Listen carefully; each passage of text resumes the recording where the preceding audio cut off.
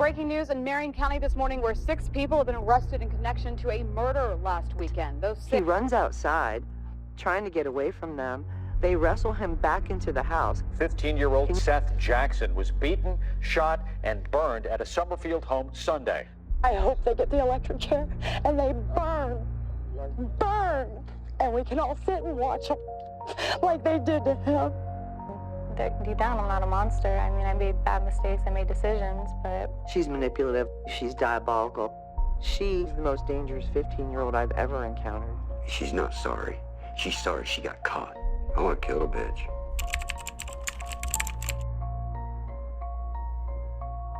April 19th, 2011, Summerfield, Florida. A quiet, unassuming town nestled in the heart of Marion County, a place where neighbors knew each other, where kids played in the streets, and where the most pressing concern was usually the weather. But on this day, a darkness descended upon Summerfield. A darkness that would expose the chilling capacity for cruelty that can lurk beneath the surface of seemingly ordinary teenage lives. It began with a missing person report, a seemingly routine call that would soon unravel into a case of unimaginable horror. 15-year-old Seath Jackson, a local boy with a bright smile and by all accounts a good heart, vanished without a trace on April 17th. Seth lived in Summerfield, Florida with his 2 brothers and parents. He was often described as friendly, outgoing, funny, and popular. His parents, Sonia and Scott, were frantic. Seth wasn't the type to just disappear, not without a word. He always kept in touch. A phone call, a text message, something to reassure them he was all right. I knew something was horribly wrong because Seth would have come home or contacted us or something by now. I don't care if that boy had to stop and use a payphone. He would have called me. He always kept in touch. Days turned into an agonizing eternity. Hope dwindled with each passing hour. The local news picked up the story, broadcasting Seth's picture, pleading for anyone with information to come forward. Then, on April 19th, the unthinkable. News broke that Seth's remains had been found. Not just found, but discovered in a manner so brutal, so utterly horrific, it defied comprehension. He had been lured to a rundown trailer, the home of Charlie Ely, a known hangout for local teens. There, he was ambushed, beaten, shot multiple times, his young life extinguished in a frenzy of unimaginable violence. And as if that weren't enough, his body was then burned in a fire pit in the backyard. The ashes, his earthly remains, scattered in a nearby quarry, an attempt to erase him from existence, to make him disappear as if he never existed. But they couldn't erase the truth. It was a meticulous plan, a level of premeditation that seemed impossible for a group of teenagers. The police investigation quickly zeroed in on 6 individuals, 6 teenagers who were all connected to Seth in some way. And one was his ex-girlfriend, 15-year-old Amber Wright. Amber. The name would soon be etched in the annals of true crime, synonymous with a level of cold, calculated cruelty that seemed impossible for someone so young. At first, she played the part of the innocent bystander, claiming ignorance, feigning sleep during the brutal events. As she later told investigators, "I went to bed and slept through the whole thing." But Detective Rhonda Stroop, a seasoned investigator with the Marion County Sheriff's Office, saw through the facade. Detective Stroop knew in her gut that there was more to Amber than met the eye. She's manipulative, she's diabolical. She's the most dangerous 15-year-old I've ever encountered. This wasn't just a case of being in the wrong place at the wrong time. This was something far more sinister, and she was determined to uncover the truth, no matter how deeply buried. What the detective wouldn't yet know, what no one could have ever conceived, was that the pretty, popular Amber Wright wasn't just involved in this horrific crime, she was the architect. Every blow and every bullet that was shot into Seth's body is on her. The question that haunted the investigation, the question that still lingers today, was not just how could this happen, but why? What could drive a 15-year-old girl to orchestrate such a monstrous act? The answer, as it would slowly unravel, lay buried in a tangled web of teenage obsession, jealousy, and a toxic relationship that spiraled into unspeakable tragedy. But the truth always finds a way to surface. Don't forget to subscribe to our channel for more true crime stories. Hit the like button if you're gripped by this case, and share your thoughts in the comments below. What do you think of Amber Wright's involvement so far? Before the darkness, before the betrayal, before the name Amber Wright became synonymous with a horrific crime, there was a boy and a girl, Seath Jackson and Amber Wright, 2 teenagers caught in the throes of first love, navigating the turbulent waters of adolescence in the small town of Summerfield. Their story began in December 2010. They met, as many teenagers do, through mutual friends. When he entered high school, Seth and Amber Wright began to date. Seth, with his charming smile and easygoing nature, was instantly drawn to Amber's vibrant personality.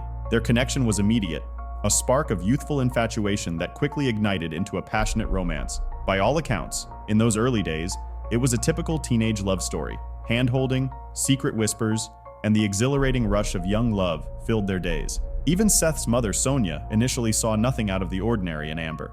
They were typical teenagers. Yeah. It was nothing special about it that would set a person off to thinking anything like that. After a couple of months of her hanging out here, during the day and watching them on the couch together or, in the backyard playing basketball, I started seeing more of a manipulative side to her. Just another girlfriend, she thought in the revolving door of teenage romance. Seth was a good-looking boy. Amber was just one of many, or so it seemed. We didn't think anything of it, Sonia later recalled, just another girl. But as the months passed, a subtle shift occurred. A darkness began to creep into their seemingly idyllic relationship, casting a long shadow over their youthful innocence. He was like, I guess at that time, I thought he was like, oh, he's so cool. Me and him got really close off rip. Like, obviously there was the flirtatious between us and we had that connection. Like, we were young. Everything was fun and games until we really started going hard with each other. And then he was in drugs and I was doing drugs, and then both of us, our real characters, came out. We were smoking marijuana and dabbling in cocaine. What started as innocent flirting and sweet nothings soon devolved into a toxic cycle of jealousy, control, and bitter arguments. I guess because we were just spending too much time together. We were too much alike. And being young, we both were in this competition to make each other mad all the time, make each other jealous all the time. And we were just so involved with everything else and all the people around us. And like, really, our relationship wasn't a relationship. It was young teenagers having sex and doing drugs. Like any other normal teenager growing up in the information age, they posted their lives on social media. Seth posting on March 14th, chillin' at the house with Amber and Kyle, bored as expletive. Kyle is Amber's stepbrother, Kyle Hooper. After this post, their social media posts began to change. The digital battlefield of text messages and social media became their arena, where accusations were hurled like grenades and words inflicted wounds far deeper than any physical blow. By March 2011, the relationship was in a downward spiral. The teenage relationship grew to be very toxic and ended, according to multiple news sources, due to Amber Wright's infidelity with 18-year-old Michael Bargo. Once Seth discovered she had cheated on him, Seth became angry and had challenged Michael to a fight that, according to multiple sources, Seth had won. Seth, deeply hurt by the breakup, found himself trapped in a vortex of conflicting emotions. Did a lot of crying. Yeah, And a lot of consoling him, talking to him, it'll get better, and, just how you do your kids, because you don't want to see him hurting. And after a while, he started getting past it. I kept telling him, just leave it alone. There's a lot of other girls out there. You've already had a few girlfriends. You're young. This isn't your first. It isn't your last. You got to move on. He really did care for Amber. He still cared for Amber, but her increasingly erratic behavior and her new relationship with an older boy, Michael Bargo, fueled a growing sense of unease. Michael Bargo. The name itself would soon send shivers down the spines of those who knew the truth. Older at 18, with a reputation for trouble and a possessive streak that bordered on the obsessive, Bargo was everything Seth was not, and his presence in Amber's life was like gasoline on a smoldering fire.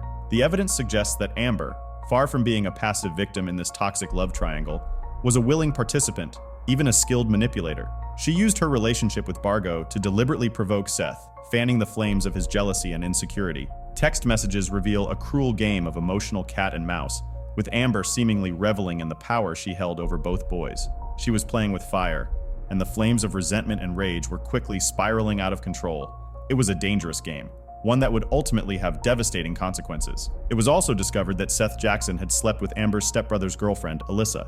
The tension reached its peak in early April 2011. The stage was set for a confrontation orchestrated by Amber, fueled by Bargo's violent tendencies, and destined to end in tragedy at a rundown trailer that would forever be stained with the blood of a young boy whose only mistake was falling for the wrong girl. The pieces of the puzzle were falling into place, each one revealing a more disturbing picture of Amber Wright's true nature, but the full extent of her depravity was yet to be revealed. April 17th, 2011, the day that would forever be etched in the memories of those connected to Seath Jackson. the local teen was beaten, shot, mutilated, burned into ashes, and has remained sunk to the bottom of a local quarry. The day that evil walked freely in Summerfield, cloaked in the guise of teenage angst and twisted desire. But the seeds of this tragedy were sown a week earlier, on April 10th, when a seemingly ordinary teenage confrontation escalated into something far more sinister. Fueled by a violent jealousy over Amber Wright, his new girlfriend and Seath Jackson's ex, Michael Bargo was a powder keg of rage waiting to explode. The tension between Bargo and Seth had been simmering for weeks, a toxic brew of possessiveness, resentment, and bruised egos. There was a lot of back and forth on social media, name-calling, threats being made between the two, investigators later revealed, highlighting the escalating animosity. The death threats began to increase, where it is quoted that Michael Bargo told Seth, "I have a bullet with your name on it." And on April 10th, at Charlie Ely's trailer, it finally boiled over. What started as a verbal altercation quickly turned physical. Witnesses reported that Bargo, along with his friends, including Kyle Hooper, confronted Seth, attempting to assert their dominance over him. This was more than just a teenage squabble. It was a calculated display of aggression, a warning shot fired in a war for Amber's affections. And in a moment that foreshadowed the horrors to come, Bargo did just that. He fired a warning shot, a clear indication of his willingness to resort to violence. This incident was the turning point. It solidified Bargo's violent intent, transforming a simmering feud into a deadly obsession. As the lead detective later stated, from that point on, they made a plan. They all agreed that they would kill Seath Jackson. Amber would lure him to Charlie's house, and they would shoot him and torture him. Seth, though shaken, refused to back down, further enraging Bargo.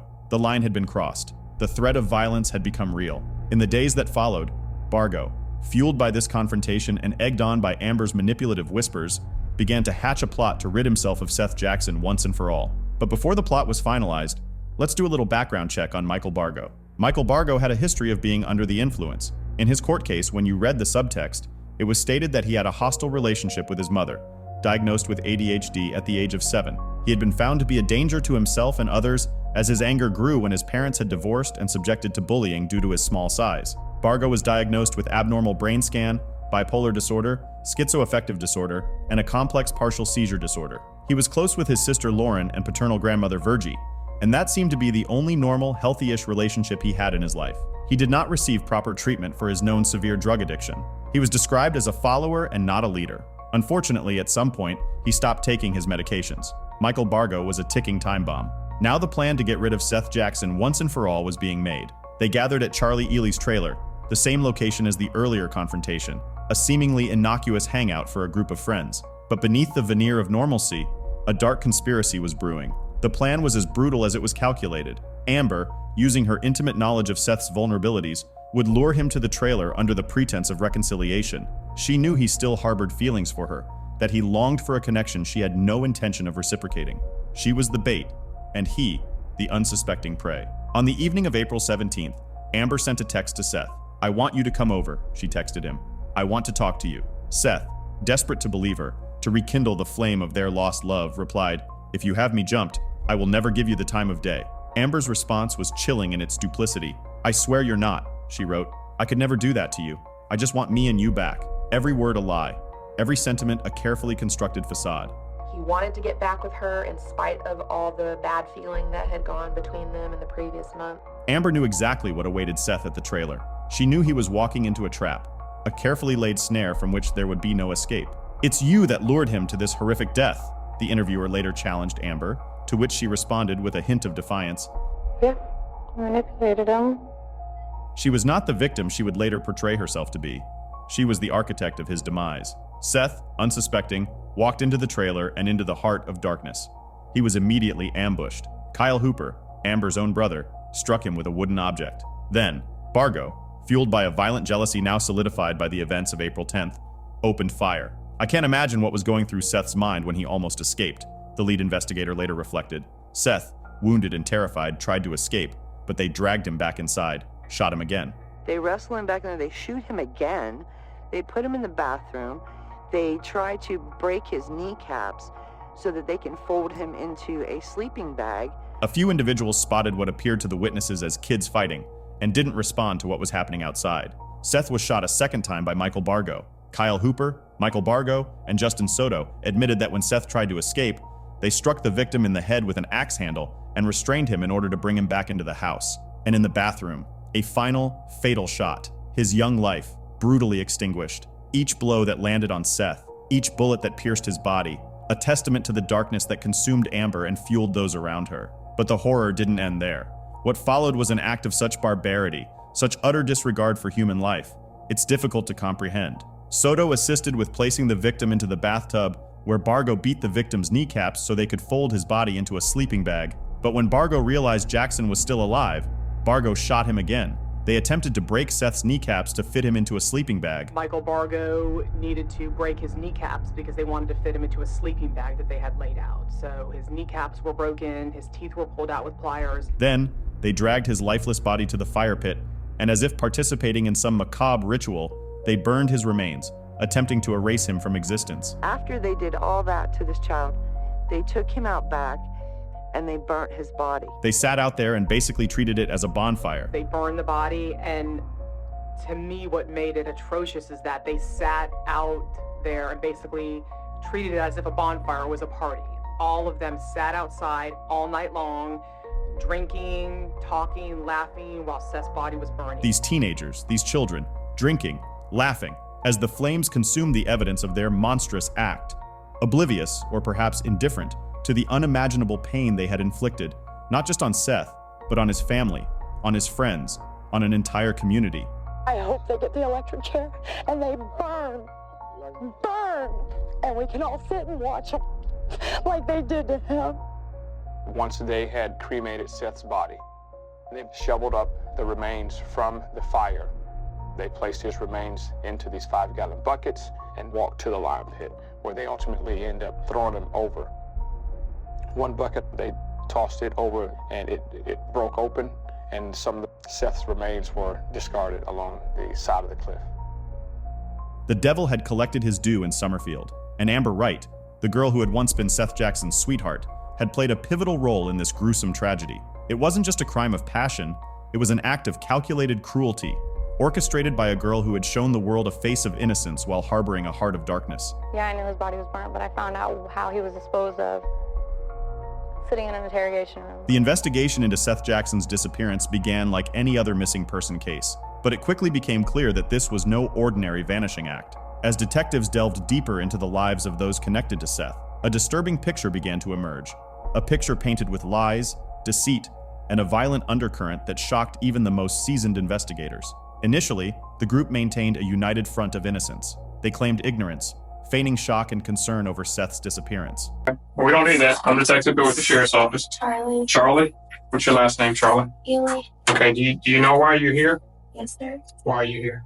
Because something happened with Seth. Something happened with Seth. Yeah. Okay.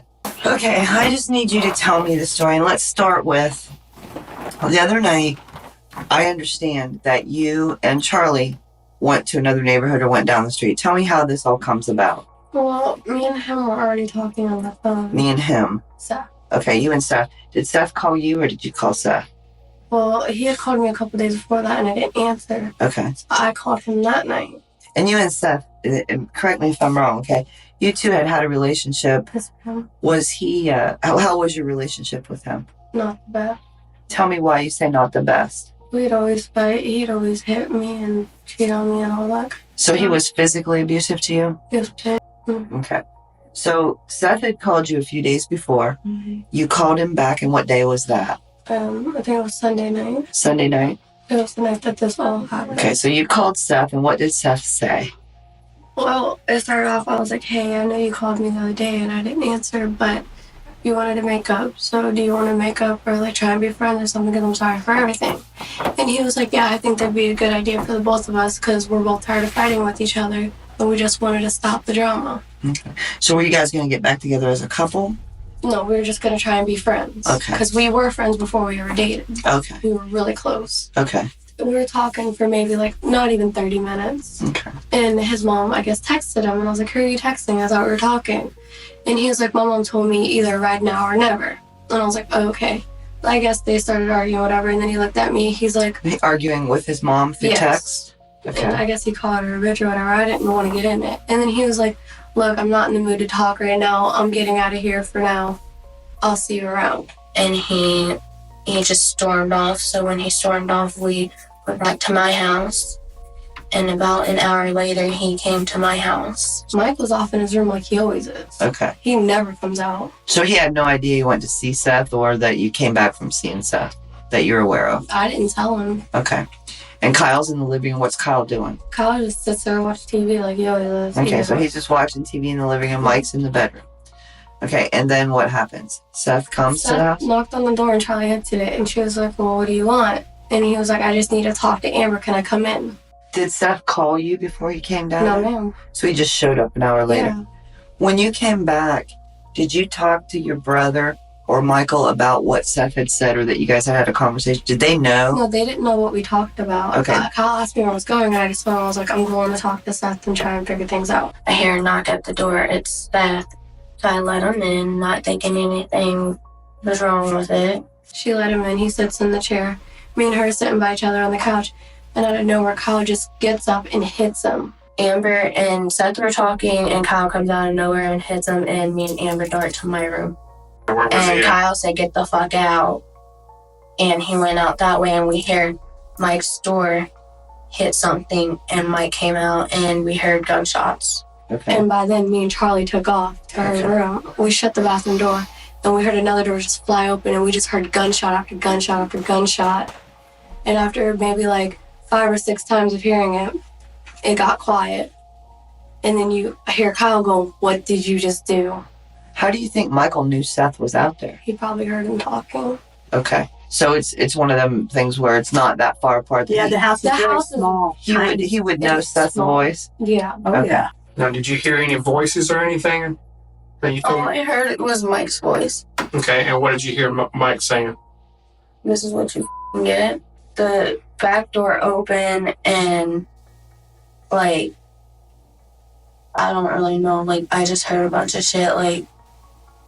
Like he was Moving doing stuff something. around? Yeah. Okay, you document that. So when did you guys finally come out of the room? The next morning. Was anything different? Oh, it just smelled like pure bleach in the house. That's it. Do you know where the bleach came from? No. I had a bottle of bleach on the counter, but that's not there. So you had bleach and it's gone now? So Michael was in the house, though, when you woke up in the morning? Yes, ma'am. Okay. And Mike came into the room and he said, I swear if you guys open your mouth about anything about last night, I'm going to come after you guys. He said, I got to go. I'm going somewhere. Okay, and he left? Yeah. No, he just wouldn't come out of his room, and then me and Charlie left. He said, I'm going somewhere. I'll be back later. If we said anything to anyone, he would kill us. Why does Michael not like Seth? Because he likes Amber. Yeah. Oh, okay. So have you ever dated Michael? We've never dated, but we've always had a thing for each other, Okay. but never dated. Okay. I just went along, she later claimed, trying to distance herself from the planning of the murder. But Detective Stroop saw through the facade. She recognized the telltale signs of deception, the carefully constructed stories, the inconsistencies that betrayed a darker truth. She knew that Amber was lying, that she was hiding something far more sinister than she was letting on. The first crack in their wall of silence came from an unexpected source, Amber's own brother, Kyle Hooper. On April 18th, after seeing a news bulletin about Seth being missing, Kyle told his mother that he had witnessed the murder. Overwhelmed by guilt and haunted by the horrors he had witnessed, Kyle confessed to his mother, setting in motion a chain of events that would expose the truth and bring the perpetrators to justice. His mother immediately called the police. Tell me the story that you told your mom, the investigator urged Kyle during his initial interview. I'm giving you an opportunity right now to lie to me. Okay? If you take that opportunity, okay, you're a fool. No, I'm not lying to you at all. Everything that comes out of your little mouth right now better be 110% the truth, okay? So let's start at the beginning, okay? Somebody brought up the name Seth, and he's like, man, I want to go on a killing spree tonight. He's like, I just want to. And he's like, you guys down? And I told him no. I told him I don't. When he said you guys down, who's he talking to? Like, you and him? Me, Amber, Charlie, Roach. Okay. Who's Roach now? The guy Justin Soto. Oh, okay. So Soto was there. Yes, ma'am. Okay. Was he talking about killing people? Was he talking about killing Seth? Pretty much, because he was like, man, because he's like, all you gotta do is find him and get him on the way down here and everything like that. And he didn't want Amber to call him off on the phone or text him. He didn't want nothing to have her or Charlie to have nothing to do with it. Well, Amber decided and she agreed to it. I really hated Seth. And there was time, because my ex-girlfriend, I found him in the bed with my ex-girlfriend, and I really didn't like that, and I loved her. But I really didn't want to go out and kill the kid. It wasn't my intention. And he come, alright. Well, Mike was talking about it. He's like, listen, he's like, I'll do it. And then Amber, and believe it or not, Amber wanted it done. Amber don't want nothing to do with him. Amber wanted him dead and gone. He deserved it. I wanted him dead, but I didn't want to do it. And I didn't want nothing to be a part of it. I didn't want nothing. And Mike said he would do it. But Mike said he would do it. So you talked to Mike he kept on saying, man, I'll take the blame for it. I'll take the blame for everything. I'll do it. I'll do everything. I'll take the blame if the cops ask you if anything. I'll take the blame. I have nothing to lose. It's whatever. And Amber agreed to it. Everybody was agreeing to it. So did Soto agree? Huh? Soto? Roach? Yeah, everybody agreed. He Like I agreed? said, everybody agreed. Amber agreed? Mm-hmm. And Charlie agreed? Mm-hmm.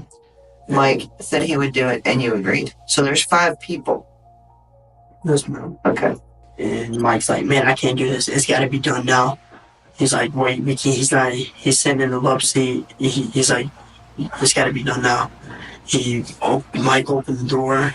I come out. I hit him over the stick, the head. Where was Seth when you hit him? He was in the chair. Okay. And I hit him over the head with the stick. And it broke 3 times on him. Kyle's confession was a bombshell. He detailed the events of that fateful night, revealing the brutal attack, the shooting, the disposal of Seth's body. I hit him and he stood up. And when I broke it over his head 3 times, he stood up.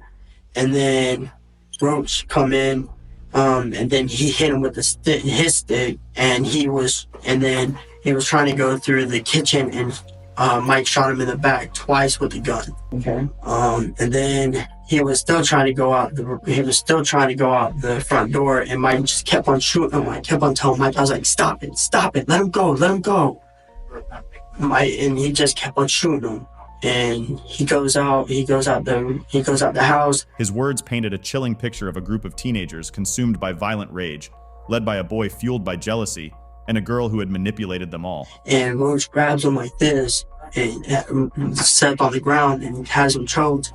And I don't know what he did to his knee, but he kind of messed up his knee, and Roach rolled over. Who messed up his knee? Roach. Okay. Soto. And he rolled over, and Mike come up and shot him in the head, and that's when it was over. And God, man.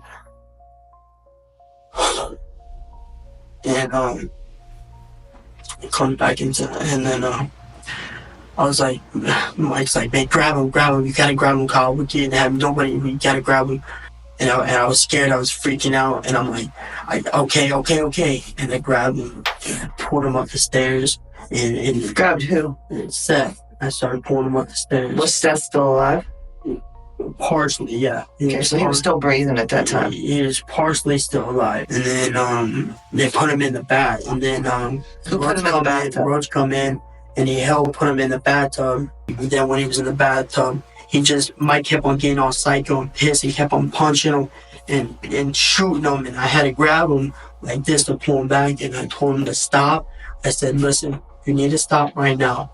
And then I come in, and then Mike's wanting to break it. I come in, and Mike's trying to break his kneecaps Is he dead at this point, or is he still? Yeah, he's completely dead. And that's when Mike had his kneecap, had his leg pulled out like this, with some in his hand, some hard, trying to break his kneecap. 22. 22. Okay. 22 revolver. It's all black. Where's it at right now? It's under the house in the air duct. That's where the gun's at right now. That's where the gun Where are the is supposed to sticks be at right now. that you guys? Everything got burned, and then he all tied him, and then he put him in the bag, In what bag? Like I said, that on that sleeping bag. We had these 2 tires. The tires, now the rubber was supposed to, I guess what Mike said was supposed to overdo the smell of the burnt body, something like that. So where'd you get the tires? The tires were already in the front yard. They come off of some car or something, and then I come out there. And then Roach was telling me something about the shovel. Like, I guess he hit him over the head with a shovel or something. Because he was still, like, Mike's psycho. He's crazy. The guy's completely dead. He's still hitting him. You know, we're just going around there. Mike's in the back, kicking teeth from his skull, like, playing with his tongue. He's all sick and everything. He's putting them into them paint, them containers with paint and everything, the ashes and everything. Who's helping him do that? He was, at that point, he was just doing everything by himself at that point, because everybody just said, "Yeah, we're done." What do you think Mom's gonna say? Not one of her children, but both her children are involved in murder. As the suspects were interrogated, their carefully constructed lies began to crumble. Each one, in their own way, tried to deflect blame, to minimize their involvement, to paint themselves as victims of circumstance. Detective Stroop, in a masterful display of interrogation, confronted Amber with the undeniable truth. Do you mind if I talk to her again? Okay, I'm gonna bring Kyle in here with you, okay?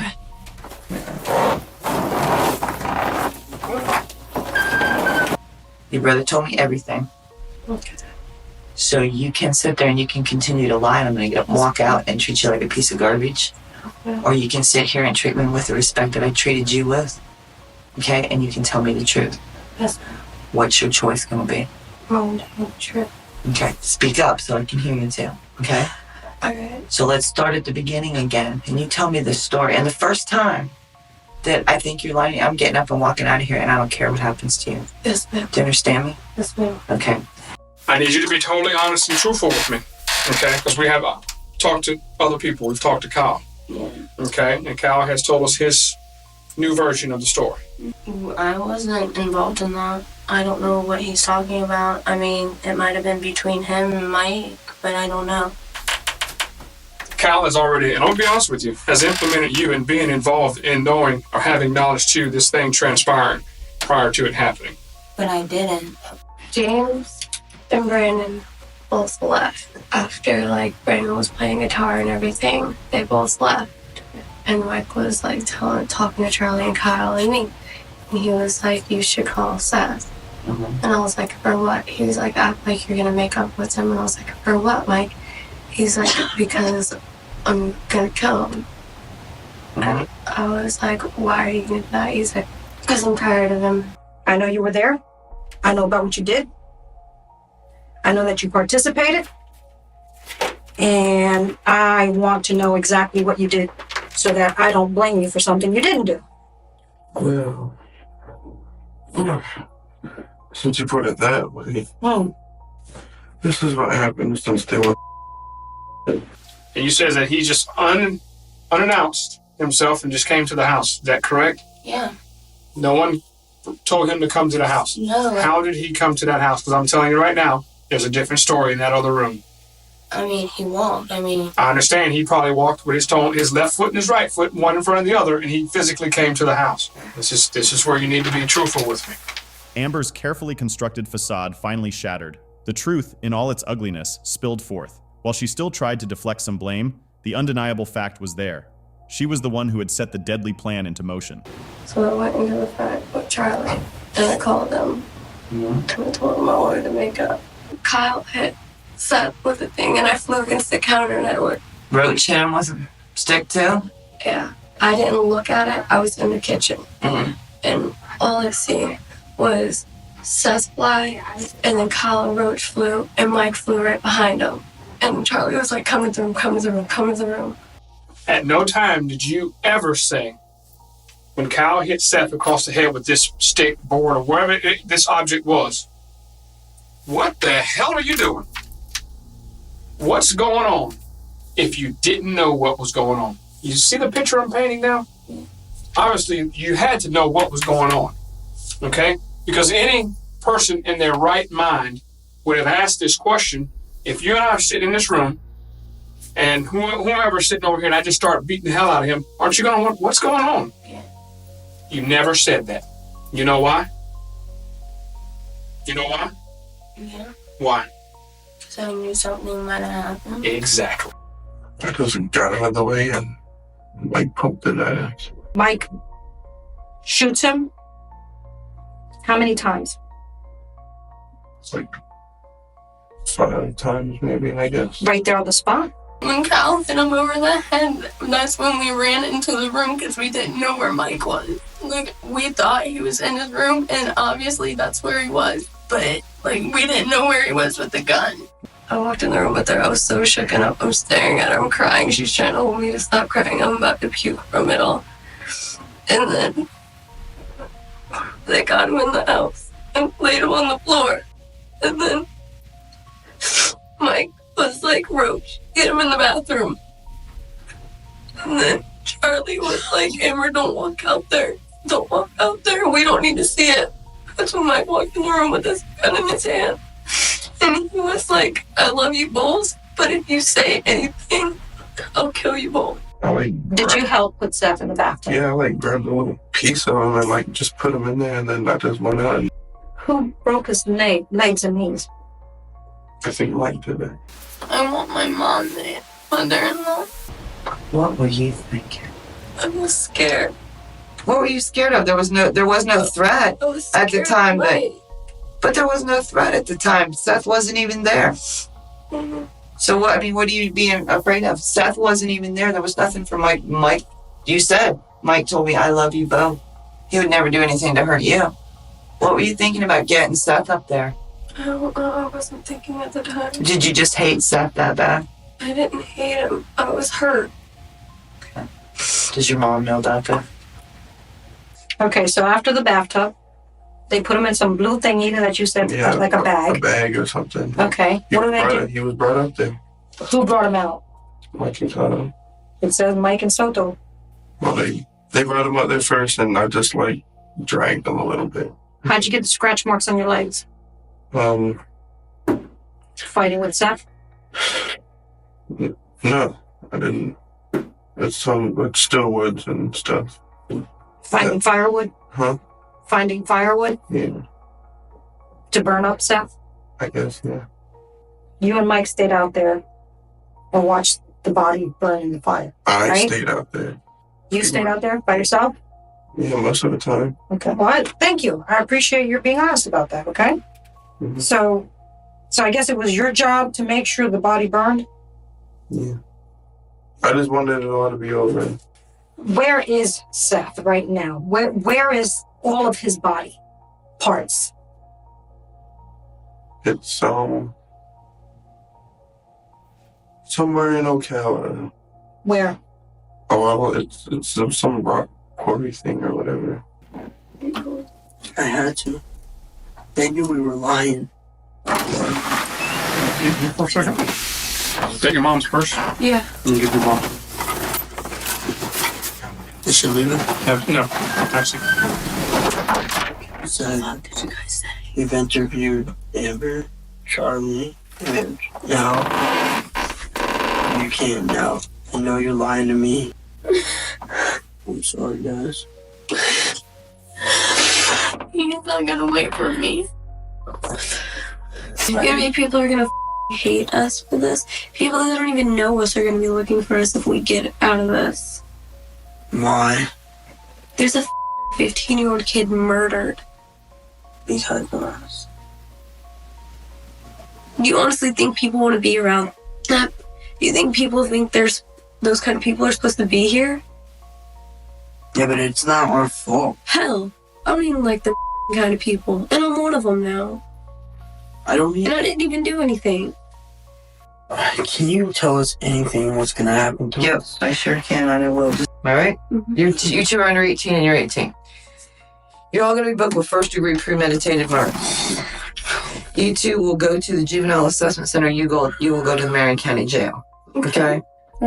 Take a deep breath. You'll have no bond. You won't be getting out. How many years? Oh, honey, this is not... Listen to me. Everybody just Take a deep breath. Like, well, since we really didn't do anything. No. See, but you did. First of all, let's get over that hump right now, okay? That we really didn't do anything because everybody's complicit here. A person died. A person was murdered, okay? We all knew about it. We all planned it. We were all involved in getting it done. So let's hop that hurdle first, okay? Let's man up to the fact that, damn it, this was a pretty heinous crime and we all had something to do with it. Now we got to deal with what will happen to us from that, okay? Yeah, well, it was like the fact, like, I know I was scared because I had a gun and you know what? Stop it. Do you think we haven't been listening to everything you guys have been saying in here? Are you that stupid, really? I know. And just stop. Because I don't even, lying to me just makes me just, ugh, I hate it. I wouldn't lie. Oh yeah, you would. You lied about a few things. But anyway, that's what's gonna happen. It is one step at a time. Remember to breathe. That's how we get through stuff like this, okay? But you know what? I will say, you, sir, I have a lot of admiration for because at least you told the truth. We're all in for murder. They're like, what? Did you say, why did you lie? This is how I feel. Oh my God. We didn't do anything with the body or anything like that. I got 5 years, I'm 20 by the time we get out. And I'm gone, Joe. Joe's gonna be gone. He's not gonna stay at all. This is all because of Mike. Played us all. I'm so scared. I'm gonna get my ass beat in there. I think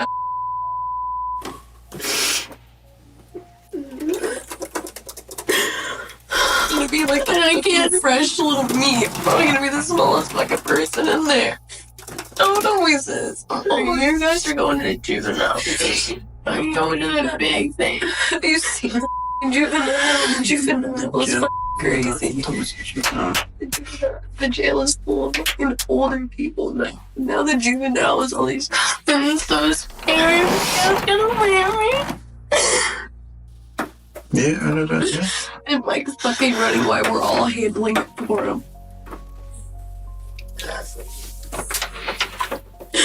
I don't want my mom. I don't want.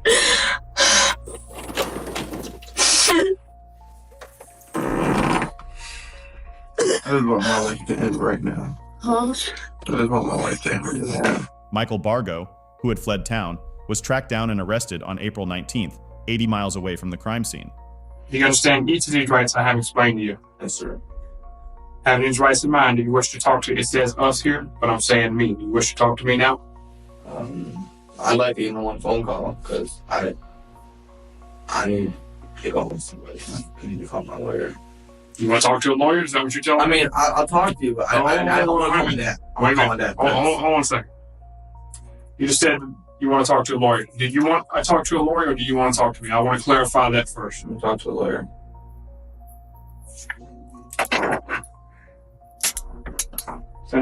The arrests had been made, the confessions extracted, but this was just the beginning. The wheels of justice had begun to turn, and the fight for justice for Seth Jackson was far from over. A fight that would expose the depths of teenage cruelty, the devastating consequences of unchecked violence, and the enduring pain of a family shattered by an act of unimaginable brutality. The trials that followed were not just legal proceedings, they were a public reckoning, a confrontation with the darkest depths of human nature. Each of the perpetrators faced their day in court, their fates hanging in the balance. The evidence was overwhelming, the testimonies damning. Yet the courtroom became a battleground of conflicting narratives where defense attorneys attempted to mitigate blame and prosecutors sought to ensure that justice was served for Seth Jackson. Michael Bargo, the violent instigator, the one who pulled the trigger, remained defiant throughout his trial in August of 2013. Okay. You really hurt your knee chasing Seth when he escaped out of the house, didn't you? No, absolutely not. Okay, were you the one on the porch yelling, "Get him," then? I wasn't there when that happened. Because you didn't want to get a ticket from the fire marshal when the body was burning. There was no body in the fire at 7 o'clock. Now, You told them where this rock quarry was. I did. Correct. Because nobody else knew where this was. True. This was your place. This was your idea. No. No. Your idea where to dispose of the body. I couldn't tell you what they said because you objected to it. If you want to go back, I'll say it. This is my question. No. You told them where the rock quarry was. Well. Now, you took the blocks and the buckets, and you guys all went to the rock quarry. Yes. Or we've seen the pictures. It's a long walk to get to the quarry. Quite a long walk. Okay. And you're carrying cinder blocks, you say, at this point? Carried one cinder block. So at some point on this walk, you told them, hey, I'm not helping you do this anymore. My knee hurts. I'm going to stop, right? No. You told them to throw the buckets over the cliff, down the rock wall. Well, if they're going to do it, that'd be the way to do it. Okay. He showed no remorse, no regret for the life he had so brutally taken. When questioned about his relationship with Amber, he denied any romantic involvement, despite overwhelming evidence to the contrary. No, ma'am. Because you were sleeping with Amber and dating her at the time. No, I wasn't. You do have her initials tattooed right in your groin area. I have it on my thigh. I do. Okay. Do you tattoo a lot of girls' names that you're friends with all over your thighs? No, but there was something behind that. If you want me to tell you, I will tell you. How about this? She has your initials tattooed on her private area too, doesn't she? It's not in her private area. It's below her belt line, but yeah. Okay. Below, some people may say that's your private area. You don't. That's fine. Right here. Yes, ma'am. Okay. But you weren't in love with her or sleeping with her. In fact, isn't it true that the reason you and Seth were feuding is because she cheated on Seth with you? She never cheated on Seth with me. She never did anything with me. And you've come in here now and you've made up this story about Seth raping her and Seth beating her, when that was not the reason you guys were fighting at all. My understanding what happened was she called to break up with him because he was abusive. In fact, Tracy Wright was the one who told her she needed to break up with him, and she went and called him and broke up with him. Now, it somehow got around to that she's breaking up with him because she was sleeping with me, and that was an accusation from him. And I've never slept with Amber. So somehow, again, you're just the misunderstood victim in this whole thing. Somehow I got dragged in the middle of that. Right. Me and Michael did not have a relationship, and yes, we did have sex a couple times. And I think that was more on my part, trying to aggravate and hurt Seth. I was hurt. I was trying to hurt him. I've never slept with Amber. He was portrayed as a cold, calculating killer, a young man with a heart devoid of empathy, and the jury, after hearing the harrowing evidence, agreed.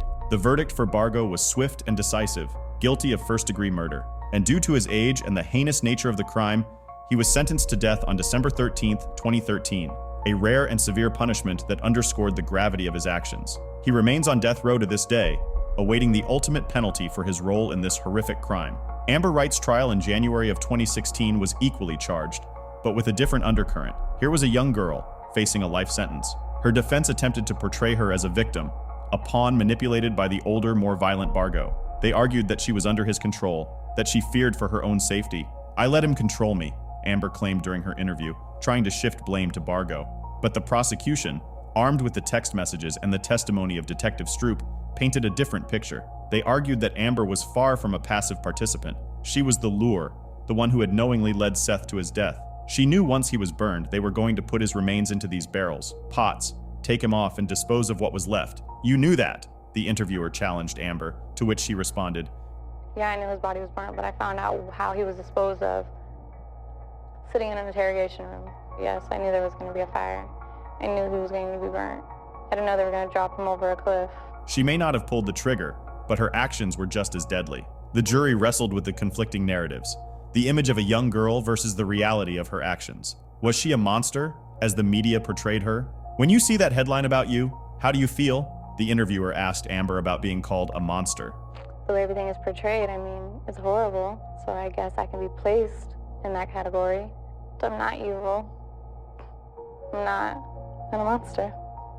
The jury found Amber Wright guilty of first-degree murder. She was sentenced to life in prison on February 23, 2016, a sentence that, while severe, offered a glimmer of hope for a future she had so carelessly thrown away. Her youth, though not an excuse, was a factor in avoiding the death penalty, but the weight of her actions, the knowledge that she had played a pivotal role in Seth's death, would forever be her burden to bear. I was a person that didn't care about anything but having fun. I was a selfish person. I was very manipulative, and I got what I wanted. Kyle Hooper, burdened by guilt and remorse, accepted a plea deal for his involvement. He received a life sentence. He was spared a lengthy trial, his confession a testament to his remorse. Charlie Ely and Justin Soto, the other accomplices, also received life sentences, each a testament to the devastating consequences of their choices. James Haven was called to the teens, and he unknowingly drove them to a rock quarry where they threw Seth's remains in the water. I say unknowingly with quotes because he was there the night they were discussing their plan, and he left because he was uncomfortable. The 40-something-year-old walked out and didn't step in, nor tell these kids they would be ruining lives by the mile. James Haven was sentenced as an accessory for up to 30 years. For Sonia and Scott Jackson, the trials offered a semblance of justice but no solace. The verdicts could not bring back their son, could not erase the horrific details of his death, could not fill the void that his absence had left in their lives. Scott Jackson, consumed by grief and rage, expressed his desire for revenge, his words a raw, unfiltered expression of a father's pain. I want to kill a bitch. No, I wanna, let's put this in a good way. I want to torture the bitch. All of them. And wouldn't lose a bit of sleep over it. And it would take a long time. I know that ain't gonna bring my boy back, but it's damn sure gonna feel good while I'm doing it. Sonia, while equally devastated, grappled with the complexities of the case, acknowledging the loss experienced by Amber's mother, a fellow grieving parent in this tragic tapestry. I should have paid more attention. I should have known what was going on. My kids shouldn't have been there, Amber's mother Tracy lamented, expressing the profound regret of a parent forever marked by tragedy. Mother's love is unconditional. No matter what your children do, it's unconditional. That's your job. That job doesn't end. It never ends. You know, I brought them in this world. I got to make sure I see them through it. They were just everyday teenagers, you know. I knew all their friends. I knew their parents. You can't keep them chained up to the house, you know. They just were so familiar with the neighborhood because I grew up in that neighborhood. They grew up in the neighborhood. So everybody in the entire neighborhood knew the kids, so it was safe for them. They were good kids. They really were.